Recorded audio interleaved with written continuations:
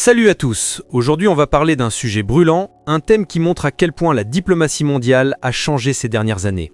On va revenir ensemble sur les relations diplomatiques et les alliances que la France a perdues ou gravement dégradées entre 2020 et 2025. Oui, 5 années de turbulences, de ruptures, de malentendus et parfois même de véritables humiliations diplomatiques. Ce n'est pas une exagération. En 5 ans, la France a vu s'effriter une partie de son influence internationale, notamment en Afrique et dans le Pacifique. Et pourtant, ce pays qui se voulait le porte-voix du multilatéralisme et le gendarme du Sahel, se retrouve aujourd'hui à devoir repenser toute sa stratégie étrangère. Alors, comment en est-on arrivé là ? Quelles sont les alliances perdues, les crises mal gérées et les conséquences réelles sur la position de la France dans le monde ? Installe-toi, on plonge ensemble dans cette chronologie diplomatique mouvementée. On commence avec le choc australien de 2021, surnommé par beaucoup la trahison du siècle. Souviens-toi, en 2016, la France signe un gigantesque contrat avec l'Australie pour la construction de 12 sous-marins conventionnels. Un accord colossal de 50 milliards d'euros, piloté par Naval Group, une fierté de l'industrie française. Pour Paris, c'est plus qu'un contrat, c'est un symbole d'alliance stratégique dans l'Indo-Pacifique, une région clé où la France voulait contrebalancer l'influence grandissante de la Chine. Tout allait bien jusqu'à ce fameux mois de septembre 2021. Ce jour-là, l'Australie annonce brutalement qu'elle annule le contrat avec la France pour se tourner vers une alliance secrète avec les États-Unis et le Royaume-Uni, appelée AUKUS. Objectif, obtenir des sous-marins nucléaires américains. Résultat, la France est mise à l'écart, humiliée publiquement et découvre la nouvelle dans la presse. La réaction de Paris est immédiate, rappel des ambassadeurs à Canberra et à Washington, une première dans l'histoire des relations entre alliés occidentaux. Emmanuel Macron parle de trahison et c'est tout le concept de partenariat stratégique qui s'effondre. Sur le plan diplomatique, le coup est rude. Les relations entre la France et l'Australie sont gelées pendant plusieurs mois. Il faudra attendre 2023 pour voir un timide réchauffement après un changement de gouvernement à Canberra. Mais la confiance est brisée et la France perd bien plus qu'un contrat. Elle perd sa crédibilité dans la région Indo-Pacifique. Car dans le même temps, les États-Unis renforcent leur présence militaire dans cette zone pendant que la Chine avance ses pions. Pour beaucoup d'analystes, cet épisode a symbolisé le déclin de l'influence française dans le Pacifique. Et ce n'est que le début, car pendant que Paris tente de digérer cette humiliation, une autre crise encore plus grave se profile, le retrait forcé du Sahel. Depuis 2014, la France menait l'opération Barkhane, une mission militaire d'envergure au Mali, au Niger et au Burkina Faso pour combattre les groupes djihadistes. Pendant des années, Paris se présentait comme le garant de la stabilité dans la région, mais à partir de 2020, tout s'effondre. Au Mali d'abord, un coup d'état militaire renverse le gouvernement et les nouvelles autorités accusent la France d'ingérence. En août 2022, les forces françaises sont expulsées du Mali, puis l'ambassadeur français est déclaré persona non grata. C'est une rupture nette, un tournant historique. Le Mali se tourne alors vers la Russie, et plus précisément vers le groupe Wagner, devenu aujourd'hui Africa Corps. Ce partenariat russo-malien change complètement la donne. Moscou s'installe là où Paris régnait depuis des décennies. Quelques mois plus tard, c'est au tour du Burkina Faso de suivre le même chemin. En janvier 2023, Ouagadougou suspend les accords militaires avec la France, exige le départ de ses troupes et expulse l'ambassadeur français. Là encore, la Russie récupère l'espace laissé vacant. Et comme si cela ne suffisait pas, le Niger, longtemps considéré comme le dernier allié de Paris dans la région, bascule à son tour. Après un coup d'État en juillet 2023, les nouvelles autorités suspendent l'aide française, puis expulsent les troupes et les diplomates français en décembre de la même année. Ce triple choc, Mali, Burkina, Niger, enterre définitivement l'opération Barkhane et met fin à près de 70 ans d'influence française en Afrique de l'Ouest. En 2023, ces trois pays fondent une nouvelle alliance, l'AES, l'Alliance des États du Sahel, une structure militaire et politique qui affiche ouvertement son rejet de la France. C'est un séisme géopolitique. En 2025, la France n'a toujours pas d'ambassadeur dans ces trois pays et sa réputation sur le continent est gravement entachée. Le mot qui revient le plus souvent, c'est l'anti-France-Afrique. Des manifestations massives, des drapeaux français brûlés, des bases militaires françaises attaquées. Le symbole d'une rupture totale entre Paris et une partie de l'Afrique. Pour la France, cette perte d'influence est dramatique. D'abord sur le plan sécuritaire, car le Sahel reste un foyer d'instabilité. Ensuite sur le plan économique, puisque ces pays représentaient une zone d'investissement et d'influence stratégique. Et enfin sur le plan symbolique, le récit de la France protectrice se effondre complètement. Désormais, d'autres acteurs, la Russie, la Chine, la Turquie, prennent la place laissée vide. Mais ce n'est pas fini. car une autre relation historique s'est elle aussi effondrée, celle entre la France et l'Algérie. Entre ces deux pays, le lien est toujours complexe à cause du poids du passé colonial. Mais entre 2024 et 2025, les tensions ont atteint un niveau inédit. Tout part de différends sur les questions de mémoire, sur les archives de la guerre d'Algérie et surtout sur la position française dans le dossier du Sahara occidental, où Paris soutient le Maroc. L'Algérie y voit une trahison. En 2024, les négociations sur la mémoire entre les deux pays sont rompues. Puis en avril 2025, l'Algérie expulse 12 diplomates français. En réponse, la France expulse 12 diplomates algériens. C'est un échange de coups diplomatiques qui rappelle les heures les plus tendues de la guerre froide. Quelques mois plus tard, Paris décide de révoquer les exemptions de visa pour les officiels algériens, une mesure qui provoque la colère d'Alger. Les conséquences économiques ne se font pas attendre. Les échanges commerciaux chutent de 20% en un an, notamment dans le secteur du gaz et du pétrole. Les discussions politiques sont gelées. Et selon plusieurs experts, les relations entre la France et l'Algérie sont aujourd'hui au plus bas depuis 1962, date de l'indépendance.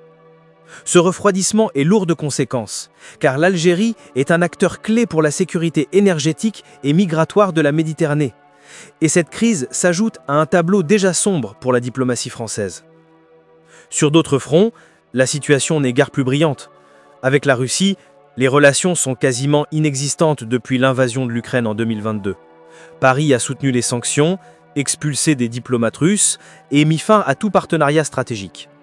Certes, en 2025, certains responsables français évoquent timidement un reset, une reprise du dialogue, mais rien de concret pour le moment. Même avec les États-Unis et le Royaume-Uni, les tensions persistent. Après l'affaire AUKUS, la méfiance demeure. Washington reproche à Paris certaines positions sur l'Iran ou sur le climat, tandis que Londres critique la politique française sur l'immigration et la pêche post-Brexit. Bref, même entre alliés, les relations ne sont plus aussi fluides qu'avant. Ajoutons à cela que la France a perdu de son poids diplomatique global. Entre 2016 et 2023, elle a fermé 18 missions diplomatiques dans le monde. Autre signe de fragilité, la réforme de 2022, qui a supprimé le corps des diplomates professionnels, a été très critiquée. Beaucoup y voient un affaiblissement structurel du Quai d'Orsay, une perte de savoir-faire et d'expérience dans la gestion des crises. Alors on continue. Après avoir vu toutes ces crises, une question revient sans cesse. Pourquoi la diplomatie française s'est-elle autant affaiblie ? Qu'est-ce qui a provoqué cette perte d'influence presque simultanément sur plusieurs continents ? La première explication, c'est une crise de crédibilité. Pendant longtemps, la France s'est présentée comme une puissance indépendante, capable de parler à tout le monde. Aux États-Unis comme à la Russie, à l'Afrique comme à la Chine. Mais entre 2020 et 2025, cette image s'est fissurée. Beaucoup de pays ont perçu la diplomatie française comme donneuse de leçons, incohérente, parfois arrogante. En Afrique notamment, la rhétorique de la libération et de la coopération a laissé place à une impression d'ingérence. Les populations, jeunes et connectées, n'acceptent plus les discours moralisateurs venus de Paris. Les réseaux sociaux ont joué un rôle clé dans cette perception. Les campagnes d'influence pro-russe ou panafricaniste ont prospéré, présentant la France comme une puissance néocoloniale, hostile à la souveraineté africaine. Et face à cette guerre de l'information, Paris a souvent réagi trop tard ou de manière maladroite. L'antifrançaïsme s'est enraciné. Deuxième facteur, la concurrence internationale. En Afrique, la Russie, la Chine, la Turquie et même les pays du Golfe sont venus occuper l'espace vacant. Moscou propose des accords de sécurité rapide, Pékin investit massivement dans les infrastructures et la Turquie mise sur la coopération religieuse et culturelle. Pendant ce temps, la France discute, dénonce et perd du terrain. Un exemple concret. Au Mali, dès le départ des troupes françaises, les Russes ont envoyé des conseillers militaires et des cargaisons d'équipements. En quelques mois, la présence russe est devenue visible dans tout le pays, des affiches à la télévision nationale. En Centrafrique, le même scénario s'était déjà produit. Résultat, l'image de la France comme allié fiable s'effondre. Mais la perte d'influence ne se limite pas à l'Afrique. Dans le Pacifique, la crise AUKUS a été un signal d'alarme. Paris voulait bâtir une grande stratégie indo-pacifique en s'appuyant sur ses territoires ultramarins, Nouvelle-Calédonie, Polynésie, Réunion. Mais avec l'alliance AUKUS, les États-Unis et le Royaume-Uni ont clairement indiqué que la France n'était plus un acteur prioritaire dans cette zone. Même certains pays de la région, comme les Fidji ou les Philippines, se tournent désormais davantage vers Washington ou Pékin que vers Paris. Et quand on parle de diplomatie, il faut aussi parler d'économie, parce que la diplomatie française, historiquement, s'appuie sur la puissance économique de ses entreprises. Total Energies, Dassault, Airbus, Bolloré. Or, ces dernières années, plusieurs contrats ont été perdus ou suspendus à cause des tensions diplomatiques. L'exemple australien des sous-marins est parlant. 50 milliards d'euros envolés et un signal très fort envoyé aux autres partenaires potentiels. Même dans les domaines du nucléaire ou des infrastructures, la France perd des parts de marché au profit d'acteurs plus agressifs. Et à tout cela s'ajoute la réforme du corps diplomatique décidée en 2022. Cette réforme, voulue par Emmanuel Macron, a supprimé le statut spécifique des diplomates pour fusionner leur carrière avec celle de la haute fonction publique. En clair, un préfet ou un inspecteur des finances peut désormais devenir ambassadeur. Cette décision a provoqué une colère historique au Quai d'Orsay. Les diplomates ont fait grève, une première depuis des décennies, estimant que la France était en train de sacrifier son expertise et son savoir-faire diplomatique. Plusieurs anciens ambassadeurs ont parlé d'un suicide institutionnel. Résultat, au moment même où la diplomatie française devait affronter des crises majeures, son appareil interne était affaibli. Moins de cohérence, moins de réactivité et souvent des décisions improvisées. Beaucoup de pays partenaires ont ressenti cette désorganisation. Parallèlement, sur le plan intérieur, la situation politique en France n'a pas aidé. Entre la crise sociale, les tensions autour de la réforme des retraites, la montée des extrêmes et les divisions internes, Paris donne l'image d'un pays instable. À l'étranger, cette instabilité est perçue comme un signe de faiblesse.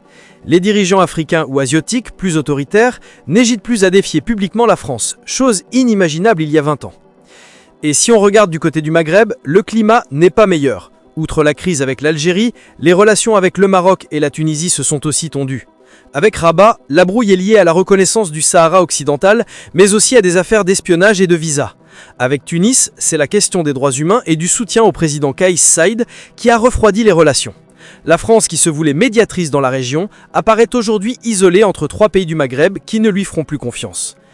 Et du côté de l'Union européenne, la France tente de se repositionner, mais ce n'est pas simple. Le couple franco-allemand, longtemps moteur de l'Europe, connaît des tensions. Berlin reproche à Paris son approche centralisée, son arrogance diplomatique et sa lenteur sur certains dossiers économiques. Même sur des sujets de défense ou d'énergie, les deux capitales ne sont plus alignées comme avant. Certes, les deux pays restent liés, mais la dynamique n'est plus la même. Tout cela place la France dans une position paradoxale. Elle reste une puissance moyenne, avec un siège au Conseil de sécurité de l'ONU, une armée moderne, une diplomatie historique, mais elle n'a plus la même voix qu'avant. Ses déclarations sur la scène internationale sont jugées moralisatrices, voire déconnectées des réalités. Et quand on regarde les chiffres, c'est encore plus clair. En 2023, la France tombe à la 5e place mondiale en nombre de missions diplomatiques, dépassée par la Turquie et le Japon. Autrement dit, même son réseau diplomatique, autrefois un atout majeur, est en recul. Malgré tout, Paris essaie de se réinventer. Depuis 2024, la stratégie affichée est celle d'une diplomatie de proximité. Moins d'interventions militaires, plus de partenariats civils, économiques et culturels.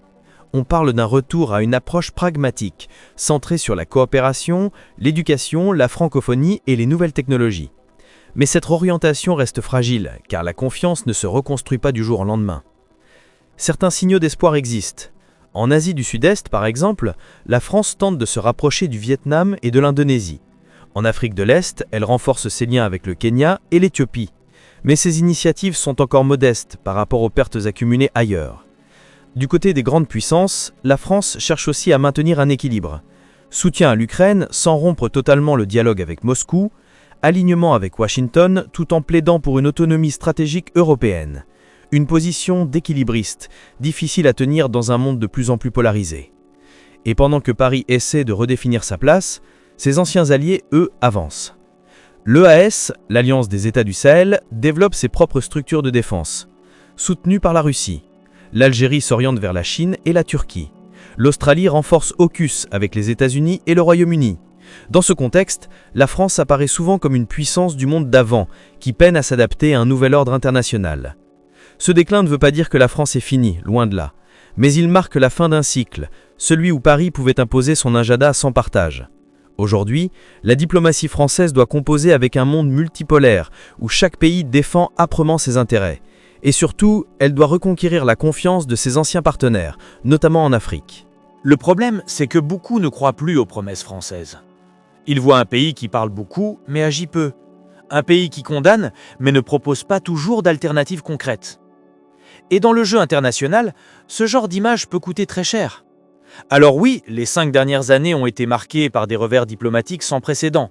Rupture du contrat du siècle avec l'Australie, expulsion du Sahel, brouille avec l'Algérie, tension avec les États-Unis, isolement dans le Pacifique, tout cela compose une image d'une France affaiblie qui doit repenser son rôle sur la scène mondiale. Mais en même temps, cette période pourrait aussi servir d'électrochoc, une opportunité de revoir sa stratégie, de passer d'une diplomatie d'influence à une diplomatie d'écoute, de redevenir une puissance qui convainc plutôt qu'une puissance qui s'impose. Car la diplomatie, ce n'est pas seulement des alliances et des contrats, c'est aussi une question de confiance, de vision et de cohérence. Et c'est peut-être là que se jouera la renaissance de la France, dans sa capacité à comprendre que le monde a changé et qu'il ne suffit plus d'avoir une armée ou des mots forts pour être respecté. Aujourd'hui, le défi de la diplomatie française, c'est de prouver qu'elle peut encore peser, non pas par la force, mais par la crédibilité.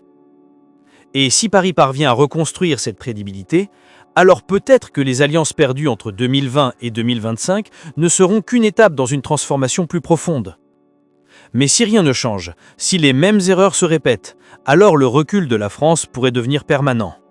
Et dans un monde où chaque puissance défend ses intérêts avec agressivité, le risque serait que la voix française, autrefois influente et respectée, ne soit plus qu'un écho nostalgique d'un passé révolu.